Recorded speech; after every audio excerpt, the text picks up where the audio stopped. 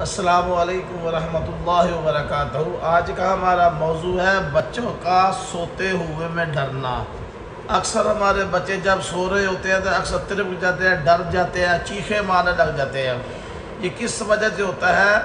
جب مغرب کی اذان ہو، نبی کریم صلی اللہ علیہ وسلم فرمایا ہے کہ اپنے بچوں اور عورتوں کو گھر میں روک لو، اپنے جانوروں کو روکو اور بسم اللہ پڑھ کے دروازے پہ دم کرو۔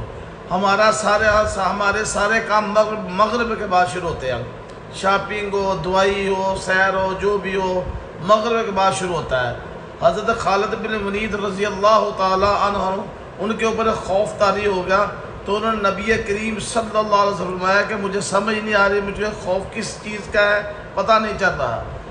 آپ صلی اللہ علیہ وسلم نے ایک دعا بتائی، وہ میں آپ کو دعا بتاتا ہوں، وہ اپنے بچوں کو بھی دم کرے، بڑا کو خواب میں ڈرتا ہے وہ بھی دم کرے، انشاءاللہ آپ بالکل ٹھیک ہو جائیں گے۔ اور مغرب کے بعد کم از کم آدھا گھنٹہ گھر سے نکلنا بند کر دیں، اس کے بعد نکلے پھر کبھی بچے نہیں ڈریں گے انشاءاللہ، نہ سوتے ہوئے نہ ویسے۔